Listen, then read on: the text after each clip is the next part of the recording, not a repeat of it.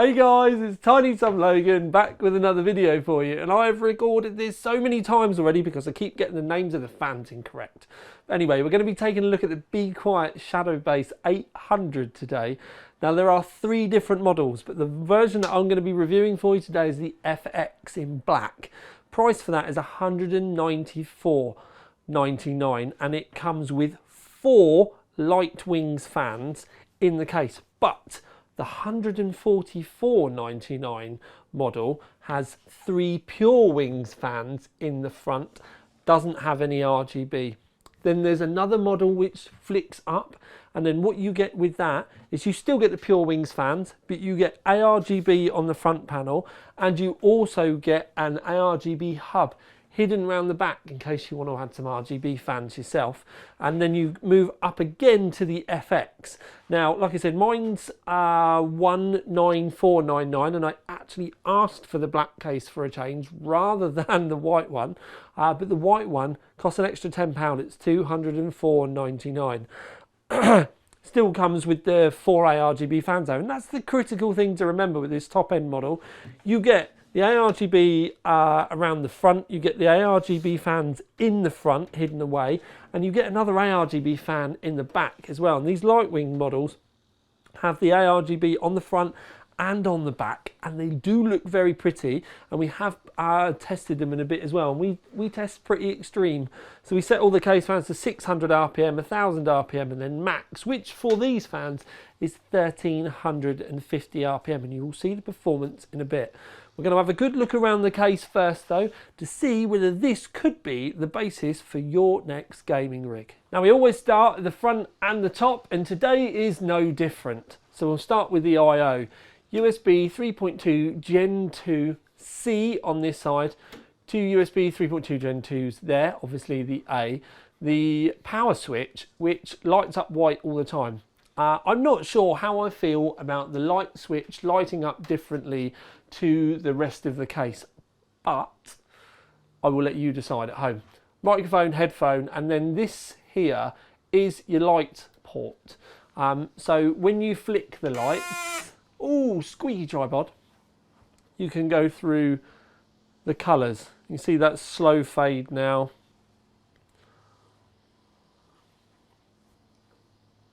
And it goes through the different modes first, and then it eventually changes the colour. Now there are quite a lot of colours. You can see that one's like a blue. That one's a multicolour mode. That's white. We can have a look around the back and you can see that oh, it's actually changing again.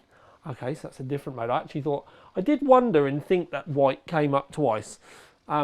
Anyway, so there's your multicolour unicorn puke kind of version off, for those of you that don't like RGB, or if you just want it dark in your room, I don't know. So, as I said, fans inside, light outside, light in the back, but in the back of the case as well, you can see the lights round the back of the fans.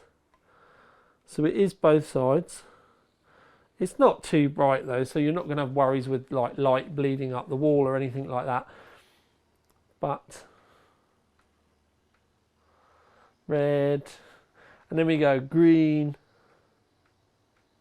blue. I'm trying to get it back to orange, there we go, and then back to orange, which is obviously the BeQuiet colour scheme. While we were at the top though, I should have spoken to you about the removable filter, but more about the fact that you can see that we do have a fairly decent standoff for your radiators and fans in the roof. Allows with memory allocation better. Now the back of the motherboard tray is about here, so they still offset it as strongly and as hardly as they possibly can do. I will talk to you about radiators more when we can look better on the inside, but up to a 420mm radiator in the roof, so that's 3 times 140mm fans. So as I've said, it is the same in the front as well. And I'm going to pull the front off, and you can see the lights have instantly gone off because there are contacts here, and that is your dust filtering for the front, he says. But ha-ha! It is hidden behind. So you get a secondary set of mesh as well. Now with most cases you would have just had the metal mesh in the front, but they do have that secondary set there, which is very easy to remove, which means maintenance, keeping your rig dust free is going to be significantly easier than with a lot of other models out there. And then in the front, the 3 fans that come connected, but obviously that's 3 140mm fans. You can, if you want, use a excuse me, these for a radiator on the other side. Obviously all of that is up to you, but you can fit 3 140s and or 3 120s in the front and all the combinations in between. So there's loads of room in the front, loads of room in the top, absolutely buckets of room for cooling and for radiators. I will talk to you about radiator thicknesses when we get inside. So round the back, you do have a 140 in the back of the model that I've got, but the other models you don't. So it's up to you what you want to fit. You can fit a 140 or a 120 though, so that's something to keep in mind. The PCI Express layout here, you can actually invert it if you want and have the mounts for a vertical graphics card straight away, nice and easy. Moved over as well, so there's plenty of room if you want to have a vertical air-cooled card. Lovely to have that feature. You're just going to need to get yourself a riser card, but that's not a problem. Plenty of them around with a wide range of prices. The power supply down at the bottom actually does have a removable bracket here to make fitting nice and easy if you wanted to as well, which is a lovely touch. Now when we go round to the back, it is just a metal back panel, but there is some sound deadening on the back to help you with keeping some of the noise down. And then we have a very large open panel on the rear. Now, first thing to talk about on the rear is up here behind the I/O. This can actually be moved though. There's multiple places that we can fit this around the rear panel, so you can move it down to below if you want down here. But that is a hard drive mount there, but this is your hub. This is the one that comes with the FX and the middle model as well, the DX. And this is your fan hub and your ARGB hub as well. Now you can use it with the switch on the front panel, so you can just control it directly, or you can have this plugged into your motherboard and it will mimic the RGB that your motherboard header outputs. So that is something really sleek and clean that will help loads of you out there that have already got ideas for exactly what you want to do with your system. Now this section over here is a 2.5-inch hard drive mount, but the 2.5-inch hard drive mount, you have them on the other side, you mount them in and then you can poke the cables out the other way, and this is if you want to display your 2.5-inch drives. If you don't, or you don't have them, this is the only time when I'm going to be thinking to myself that I'd want to cover this up. Now the plastic section in the middle can be removed really easily, and if I was you, I'd probably put some plastic card down the middle just to clean the lines up, and you'll see why when we get on to the inside of the case. If you haven't used plastic card before, have a look on eBay, just search for plastic card and you trim it to matte, and then I just use some double-sided number plate tape to mount it with, and it will just help you clean things up on the other side. And if you don't mount 2.5-inch hard drives on this, I would suggest that for everyone. I actually wish that BeQuiet had put some little blanking clip-on plates there or something just to be able to tidy the lines up, but you could go nuts modding this from the other side with 3D printers and all kinds of stuff, or even just buying some broken 2.5-inch hard drives and then just sticker bombing them or something. So go nuts with that. You really can turn this into such an easy, cheap mod for your case. Deep breaths. As you can see, lots of Velcro tabs around to help keep all the cabling in check. But there is a big pass-through section here that, again, I will show you on the other side. You can remove it completely. The screws are there. As I've said, the mount over here behind the back plate, behind the motherboard, can be moved down if you want. Could also mean that if you really wanted to, you could buy another one and double it up. I'm sure you'll be able to buy the spares. Loads of room for massive power supplies in the bottom. Dust filter goes the whole length of the case as well, but there is a fan mount in the bottom if you wanted extra airflow for whatever reason. But the fan mount in the bottom, I would keep in mind if you wanted to maybe get a res and pump combo, that you could use those mounts for down in the bottom as well. So that is something to keep in mind. Lots of cable tie down points scattered around the case to help make cabling easier. I'm only a little bit limited with what I can do with the cables on this based on the length of my cables. So if you were to end up buying this and maybe you bought some cable mod cables, it might be worth you adding in a few extra millimeters so that you can go super tidy with your cabling.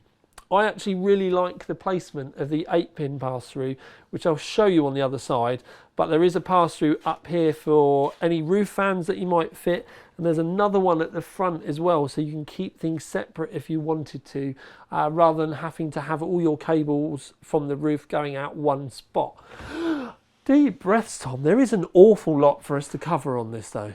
Moving round into the business side of the case, there is a vent down here in the bottom which can be removed, but this is just to help aid the airflow from the front fan, and also if you use that bottom mount for a fan as well to help get the air into and around the main chamber of the case. With it fitted, you have just over 60 millimeters of room, so you get in there easy peasy. Now, you can get very healthy sized radiators up in the front, but the infinite problem is going to become when you want to run two sets of rads, because if you want a big radiator in the front, you're going to have to go slightly skinnier in the roof, because you are going to have, before the motherboard, there's about 55 millimeters of room, which 30mm rad plus the fans is 55mm, but that's obviously going to come right the way out here. It kind of lines up with the top of the front rad anyway, but we do have to contend with end tanks. I think two 420mm radiators and fans will be a tight squeeze. Two 360mm radiators and fans, I think, will be more achievable. I think if you're going to go 140, so 420mm rad, I think you'd either have to go top or bottom and then mix with a 360 on the other side. But that is just for you guys to kind of think about and contend with. If you're going to fill all this up with radiators as well, you're definitely going to end up putting your pump and reservoir either down in the bottom or maybe attached to this section. But I wouldn't think, for me, it's going to hold enough weight. The other side of it that you could do technically is run a massive distro plate in the front. I know it's going to be hidden by the mess, or a large open like EK reservoir with a big radiator in the roof, and I think that's probably going to cool enough for most people. But there's definitely acres of room for radiators, coolers, AIO coolers, many fans, and don't forget you can switch this back around as well, so you can run a vertical card without really having to buy anything other than a riser cable. This was the grommet that I liked up on this top section, and it's just because it's a little bit bigger and it is in the right place as well. It sits right where the 8 pins normally would be. Sometimes it can be right round the back of the case and it can be a bit of a pain. There's something about this from perspective of I've built in a lot of cases over the years that I really like. I also like the fact that the grommet here for the fan cables isn't directly above the motherboard, so the fan cables can be hidden that little bit easier as well, because by the time you've got the fans and RGB cables and everything pointed in, if it's too close to the motherboard, you're going to be able to see it. So by them moving it higher up, it means the cables are easier to hide and get around the back. Yes, it is going to mean that you've got more work to do around here, but because the back panel is solid, it does mean that you can condense everything down here and do your best job that you can do tidying it up, and then get that back panel on. But I haven't mentioned it thus far, but you've got 30 millimeters of room around the back, so there's loads of room for you to be able to hide your cables anyway.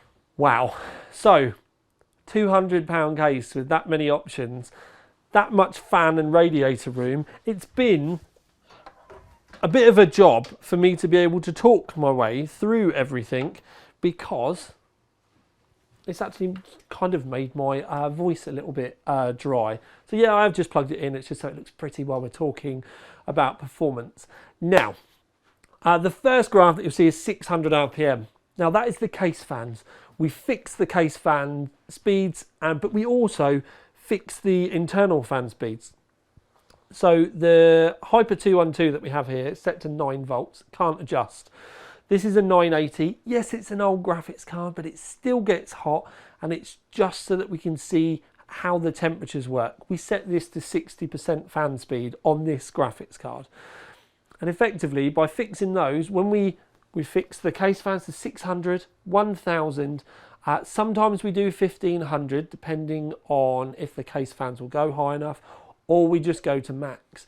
The max on this setup is 1350 RPM, which, considering they're 140mm fans, isn't a surprise. They're slightly lower. But the 600 RPM is a stringent test, because we run OCCT on the CPU for half an hour. We see what the temps are, and then we run Unigine on the graphics card for half an hour looping to see what the graphics card temps are, and that's how we get our results. And you're not going to run an absolute balls to the wall test like OCCT or loop Unigine with 600 RPM case fans, but it does pick out the great cases from the mediocre cases. Now this did not shame itself at all. It sat midships in the graphs. You can see there's a lot of other BeQuiets in there as well, but the fact that it didn't overheat the graphics card, the 60 degrees ones at the top, basically meant the graphics card hit 80 degrees because of thermals, and these are delta temperatures. So effectively, if you see 60, something's gone wrong. It's just not cooling enough. So the fact that this is well within the point that the graphics card will start throttling itself is a plus point. There's only good cases with that start with a 5 in these graphs, and this is one of them. And don't forget, like I said, it's not even massive amount of money, but the 140 fans definitely do help. We then move up to 1000 and a max of 1350 for these, and the case for CPU or GPU did sit around the middle, which I'm not massively surprised by. And I do think if we were to just pop a single 140 in the roof, it would change the temperatures drastically, because you've got 3 blowing in and only 1 blowing out. But we test as the cases arrive, rather than adding in AIOs, because when I add in AIOs, people say about air coolers, I can't win. So this is just the way we do it, and it means everything is fair. Deep breaths. Okay, so I actually think, straight from the get-go, I don't think, considering the size, the amount of airflow they get, the attached fans and the RGB, I don't think it's a bad price. The fact that it will take the biggest graphics cards, because it just engulfs a Strix, and this is the biggest one that I've had for years. It will take one of those easily. You can throw loads of radiators at it, and if you're nuts, I mean, to show you how big it is, you can actually get 2 graphics cards end to end in there. And these are just little Asus dual cards. You can actually fit 2 duals end to end in this. So there's loads of room. You just need to go a little bit careful with your radiators if you're going to run 2. I don't think you're going to get 2 420mm rads in. I think you'll get a 420 and a 360, or 2 360s. But I think if you were to go the other way, it's going to be a little bit too much of a squeeze for most people. I do actually need a drink. I've had to talk so much with this, but I love it. Gamer's choice. I genuinely do think this, for the money, is a cracking case. If you're one of those people that know that you are going to just add loads of different brand fans in, or you've already got an AIO and you know you're going to change the front to match AIO, just buy the cheap £144 model and you'll be loving life. Yes, you don't need the, you won't get the ARGB hub on the back, but if you've already invested in another brand's kit, you're not going to need it anyway, so save the 60 quid. But if you are looking for something that performs well out the box, that you can maybe fit a 240 or a 360 AIO into, and you're not overly fussed about it matching, this is a great value way of getting all the ARGB in the front, and it does look really nice. I want to say sick because I've been hanging around my other half's little boy too much. It does look sick, the fact that it all matches up. And don't forget, if you do really like the way this looks, you can just go and buy yourself some light wings and change the fans on your AIO that you've already got and just wire them into the back if you want.